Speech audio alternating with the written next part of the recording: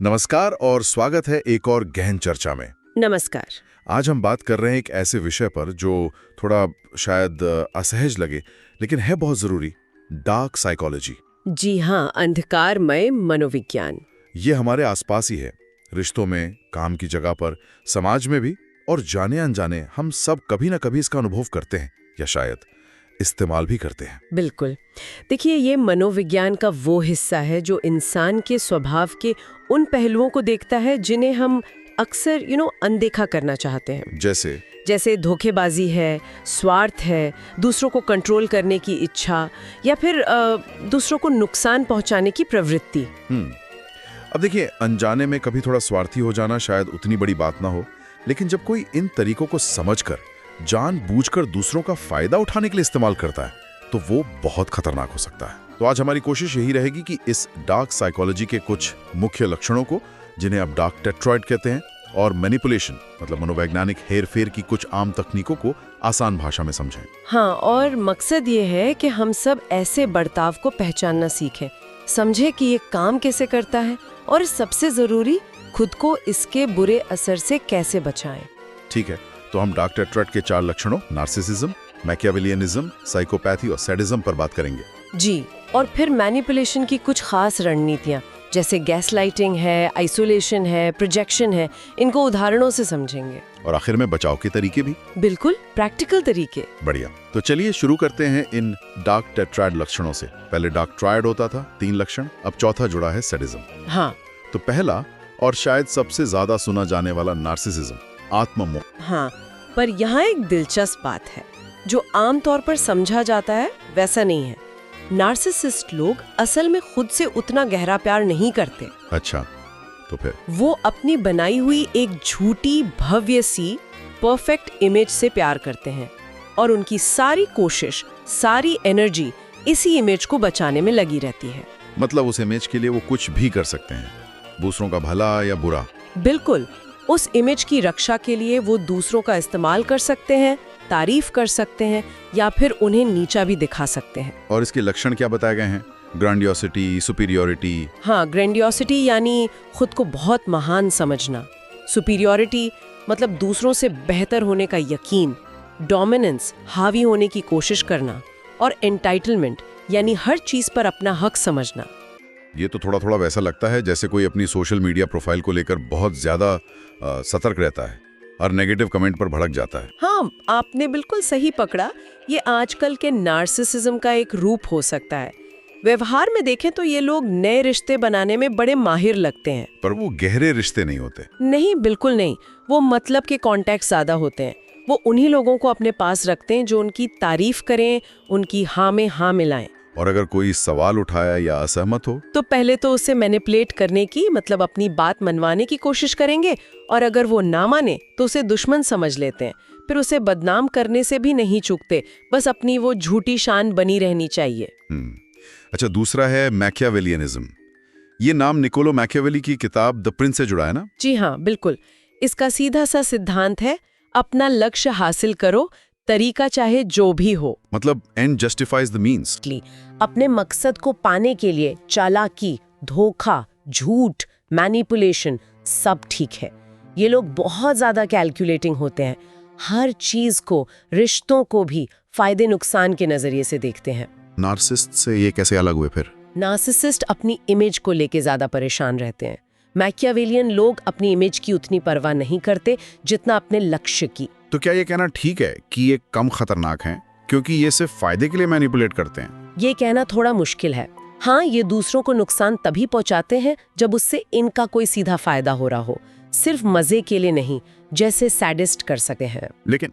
लेकिन उनकी यही कैलकुलेटिंग सोच उन्हें खतरनाक बनाती है, क्योंकि उनके धोखे अक्सर ज्यादा सोचे समझे होते हैं, ठंडे दिमाग से दिए जाते हैं। वो भावनाओं में बहकर गलती कम करते हैं। समझ गया। तीसरा है साइकोपैथी। इसे अक्सर सबसे खतरनाक माना जाता है, ऐसा क्यों? क्योंकि साइकोपैथी की जड़ में एम्पैथी और सिंपैथी की भारी कमी होती है। मतलब समानुभूति और सहानुभूति। वो दूसरों का दर्द महसूस ही नहीं कर पाते, और उन्हें अपने किए पर कोई पछतावा भी नहीं होता।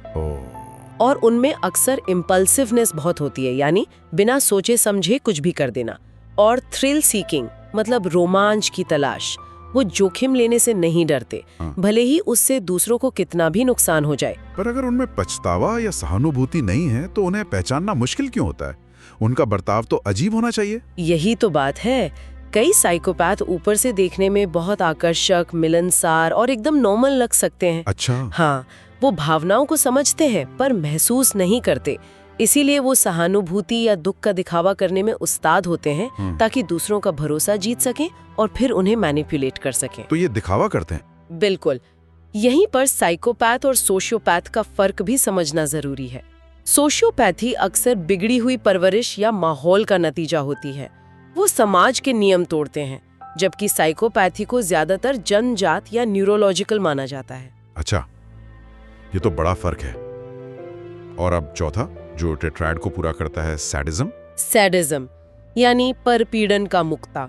इसका सीधा सा मतलब है दूसरों को दर्द या तकलीफ पहुंचाकर खुशी या संतुष्टि महसूस करना। ये दर्द शारीरिक या भावनात्मक कैसा भी हो सकता है?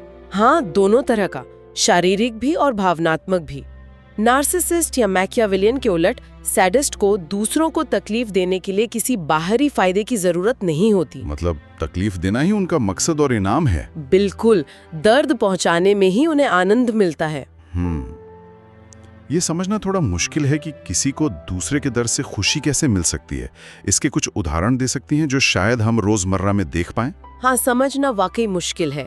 देखिए, इसके उदाहरण बहुत महीन भी हो सकते हैं, जैसे इंटरनेट पर बेवजह किसी को ट्रोल करना। हाँ, ये तो बहुत होता है। या फिर किसी की छोटी सी गलती का बड़ा मुद्दा बनाकर उसे सबके सामने नीचा दिखाना, या ऑफिस में जानबूझकर किसी के बारे में झूठी अफवाह फैलाना सिर्फ इसलिए कि उसे परेशान देखकर मजा आए। और ज्यादा गंभीर मामलों में ये शारीरिक क्रूरता तक भी जा सकता है।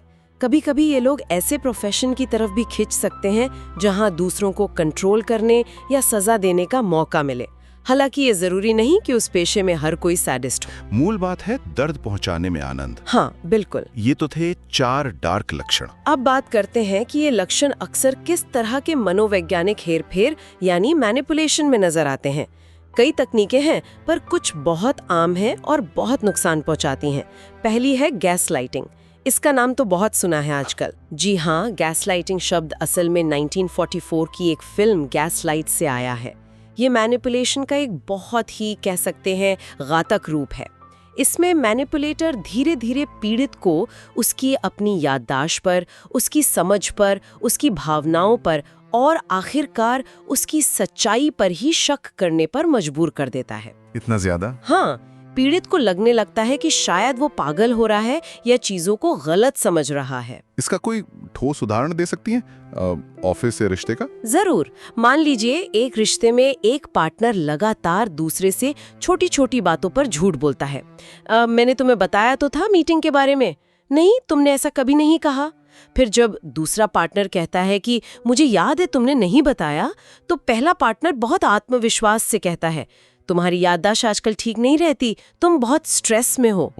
या फिर चीजें छुपा देना और फिर कहना, तुमने ही कहीं रख दी होगी, तुम हमेशा चीजें भूल जाते हो। धीरे धीरे वो दूसरा पार्टनर खुद पर शक करने लगता है, उसका आत्मविश्वास गिरने लगता है, उसे लगता है शायद मैं ही गलत हूँ। ये तो बहुत खतरनाक है।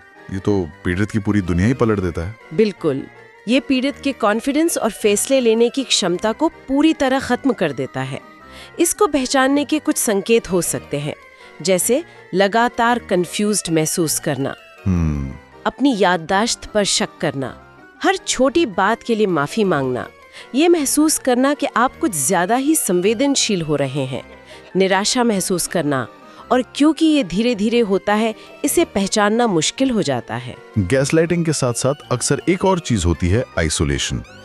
मतलब अलग थलग कर देना। हाँ, ये दोनों तकनीकें अक्सर साथ साथ चलती हैं। आइसोलेशन में मैनिपुलेटर पीड़ित को उसके सपोर्ट सिस्टम से काट देता है। सपोर्ट सिस्टम मतलब दोस्त, परिवार? हाँ, दोस्त, परिवार, भरोसेमंद सहकर्मी, कोई भी जो पीड़ित को सहारा दे सके या चीजों को सही नजरिए से देखने में मदद कर सके। मैनिपुलेटर ऐसा कई तरीकों से करता है। जैसे उन लोगों के बारे में पीड़ित के मन में जहर घोलना, तुम्हारे दोस्त तुम्हारा फायदा उठाते हैं, तुम्हारे परिवार तुम्हें समझता ही नहीं, या फिर उनसे मिलने जुलने पर रोक लगाना, या ऐसी स्थितियां बनाना कि पीड़ित खुद ही उनसे दूर हो जाए। और ये आइसोलेशन मैनिपुलेटर के लिए इतना जरूरी क्यों होता है? क्योंकि जब पीड़ित अकेला पड़ जाता है तो उसकी दुनिया बहुत छोटी हो जाती है। उसकी रियलिटी को चेक करने वाला, उसे सही सलाह देने वाला कोई नहीं रहता। वो पूरी तरह मैनिपुलेटर की दी हुई जानकारी और उसके नजरिए पर निर्भर हो जाता है। तब मैनिपुलेशन करना आसान हो जाता है। बहुत आसान। गैसलाइटिंग या कोई भी दूसरी हेरफेर की तकनीक तब ज्यादा कारगर होती है जब पीड़ित के पास कोई बाहरी सहारा ना हो। रिश्तों में ये बहुत ज्यादा देखा जाता है। एक पार्टनर दूसरे को उसके परिवार और दोस्तों से पूरी तरह काट देता है, ये कहकर के देखो सिर्फ मैं ही तुम्हारी परवाह करता हूँ, बाकी सब तुम्हारे खिलाफ है। एक और तकनीक है प्रोजेक्शन, आरोपण। प्रोजेक्शन, हाँ, ये वैसे तो एक डिफेंस मैकेनिज्म भी है। मतलब हम सब कभी ना कभी करते हैं, लेकिन मैनिपुलेटर्स इसका इस्तेमाल दूसरों को कंट्रोल करने के लिए करते हैं। इसमें व्यक्ति अपने खुद के जो बुरे विचार हैं, भावनाएं हैं या कमियां हैं जिन्हें वो खुद स्वीकार नहीं करना चाहता, उन्हें दूसरों पर थोप देता है। मतलब अपनी कमियों का आईना दूसरों को बना देते हैं। हाँ, बिल्कुल सही कहा आपने। जैसे एक धोखेबाज पार्टनर अपने साथी पर बेवजह शक कर सकता है, या एक कर्मचारी जो खुद काम से जी चुराता है वो दूसरों पर आलसी होने का आरोप लगा सकता है। अच्छा। या कोई जो खुद बहुत झूठ बोलता हो वो कहे कि मुझे झूठ से नफरत है। बिल्कुल। या कोई व्यक्ति जो खुद अंदर से बहुत गुस्से में है वो कहेगा कि तुम हमेशा मुझे गुस्सा दिलाते हो। इसका मकसद होता है खुद की जिम्मेदारी से बचना और दूसरे को डिफेंसिव मोड में डाल देना, ताकि वो अपनी सफाई देने में ही उलझा रहे। हाँ, और मैनिपुलेटर कंट्रोल में रहे। ये समझना वाकई जरूरी है कि ये तकनीकें काम कैसे करती हैं। ये भी बताया गया है कि मैनिपुलेटर असल में कुछ खास कमजोरियों का फायदा उठाते हैं। जी हाँ, ये तकनीकें इसलिए काम कर पाती हैं क्योंकि ये हमारी कुछ बुनियादी मानवीय कमजोरियों को निशाना बनाती हैं। जैसे कौन सी कमजोरियां? जैसे पहली है भावनात्मक असुरक्षा। मतलब जिन लोगों को खुद पर यकीन कम होता है वो दूसरों की बातों में, खासकर नेगेटिव बातों में आसानी से आ जाते हैं। दूसरी है अत्यधिक समानुभूति यानी एम्पैथी। जो लोग दूसरों का दर्द बहुत ज्यादा महसूस करते हैं, मैनिपुलेटर उनकी इसी अच्छाई का फायदा उठाते हैं, उन्हें गिल्ट महसूस कराकर अपनी बात मनवा लेते हैं। अच्छा। फिर है अकेलेपन का डर या छोड़े जाने का डर। इस डर का फायदा उठाकर मैनिपुलेटर धमकी दे सकता है कि अगर मेरी बात नहीं मानी तो मैं तुम्हें छोड़कर चला जाऊंगा या दोस्ती तोड़ दूंगा। और एक शायद वो भी है दूसरों को खुश रखने की चाह, पीपल प्लीजिंग। हाँ, बिल्कुल। जो लोग ना नहीं कह पाते, दूसरों को निराश नहीं करना चाहते, वो आसानी से शोषण का शिकार हो सकते हैं। मैनिपुलेटर को पता होता है कि ये मना नहीं कर पाएंगे। ये सब जानना थोड़ा डरावना भी हो सकता है, खासकर अगर किसी को लगे कि वो खुद ऐसी किसी स्थिति में है या रह चुका है। लेकिन अच्छी बात यह है कि हम खुद को बचा सकते हैं। तो बचाव के तरीके क्या हो सकते हैं? देखिए, सबसे पहला कदम और शायद सबसे मुश्किल भी वो है स्वीकृति, एक्सेप्टेंस। किस चीज की स्वीकृति? इस बात की स्वीकृति कि हाँ, आप मैनिपुलेशन का शिकार हो रहे हैं या आपके किसी करीबी का व्यवहार टॉक्सिक है, नुकसानदेह है। ये मानना कि प्रॉब्लम है, क्योंकि बिना सच्चाई को स्वीकार किए बदलाव शुरू ही नहीं हो सकता। ये शायद वाकई सबसे मुश्किल है, क्योंकि इसमें दर्द भी होता है। अच्छा, स्वीकार करने के बाद आता है जागरूकता और आत्म जागरूकता, अवेयरनेस। मतलब ध्यान देना कि आपके आसपास क्या हो रहा है, लोग आपसे कैसा व्यवहार कर रहे हैं, और सबसे जरूरी, आप खुद कैसा महसूस कर रहे हैं। अपनी भावनाओं पर ध्यान देना। क्या आप किसी खास व्यक्ति के आसपास हमेशा थका हुआ महसूस करते हैं, या डरा हुआ, या कंफ्यूज्ड? ये सब रेड फ्लैग्स यानी खतरे के संकेत हो सकते हैं। अपनी गट फीलिंग पर ध्यान देना। बिल्कुल, अपनी इंट्यूशंस पर भरोसा करना, और साथ ही खुद को भी समझना कि आपकी अपनी कमजोरियां क्या हैं जिनका फायदा उठाया जा सकता है। और अपनी भावनाओं और रेड फ्लैग्स को पहचानने के बाद शायद सीमाएं तय करना जरूरी होगा, बाउंड्रीज। हाँ, बिल्कुल। यहीं पर दृढ़ता यानी असर्टिवनेस और सीमा निर्धारण यानी बाउंड्री सेटिंग काम आते हैं। ये कैसे करें? अपनी ज़रूरतों और अपनी सीमाओं को पहचानना और फिर उन्हें सम्मान के साथ लेकिन मजबूती से सामने वाले को बताना। ना कहना सीखना बहुत ज़रूरी है, बिना किसी अपराध बोध के। ना कहना मुश्किल होता है कई लोगों के लिए। होता है, पर यह सीखना ज़रूरी है।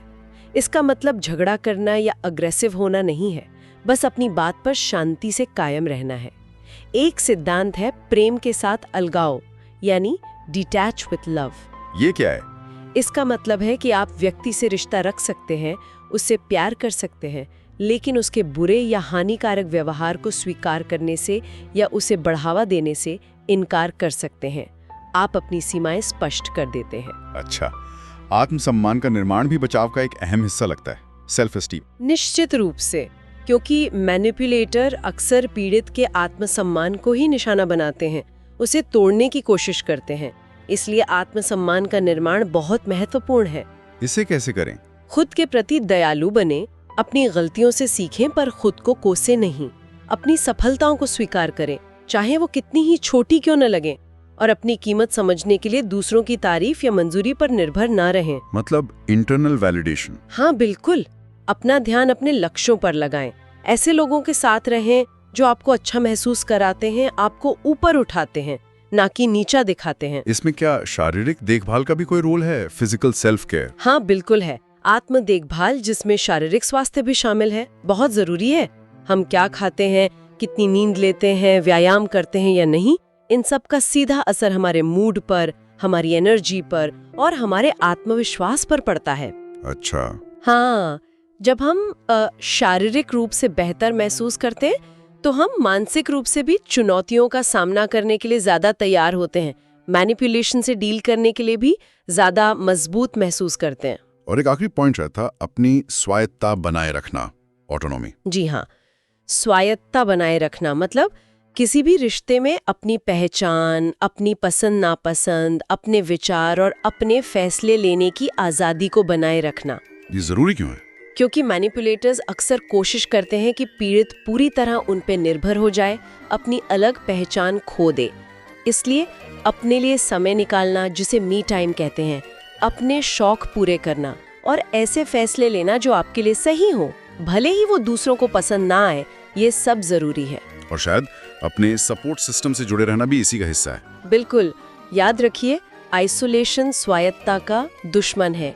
तो अपने भरोसेमंद दोस्तों और परिवार से जुड़े रहना भी आपकी ऑटोनॉमी बनाए रखने में मदद करता है। तो कुल मिलाकर देखें तो डार्क साइकोलॉजी और मैनिपुलेशन, ये सब असली चीजें हैं और नुकसान पहुंचा सकती हैं। लेकिन जागरूकता, स्वीकृति, साफ सीमाएं, मजबूत आत्मसम्मान और अपने सपोर्ट सिस्टम के जरिए हम खुद को बचा सकते हैं। हाँ, और स्वस्थ रिश्ते बना सकते हैं। ये आसान नहीं होगा, शायद एक लगातार चलने वाली प्रक्रिया होगी। बिल्कुल, ये एक सतत प्रक्रिया है, खुद को समझने की और मजबूत बनाने की। लेकिन ये जानना कि ऐसे पैटर्न्स होते हैं, ये आपको उन्हें पहचानने की ताकत देता है, और ये पहचान ही बचाव की पहली सीढ़ी है। आज की इस गहरी बातचीत को खत्म करने से पहले एक विचार श्रोताओं के मन में छोड़ जाते हैं। जरूर। अगर हम ये समझें कि मैनिपुलेशन अक्सर डर और असुरक्षा से ही पैदा होता है, चाहे वो मैनिपुलेटर के अंदर का डर हो या पीड़ित की वो असुरक्षा जिसका फायदा उठाया जा रहा है, तो क्या इस समझ से हमारे बचाव के तरीके या चाहे दूसरों के प्रति हमारी प्रतिक्रिया में कुछ बदलाव आ सकता है? ये सोचने वाली बात है। इस पर सोचिएगा जरूर। सुनने के लिए धन्यवाद। धन्यवाद।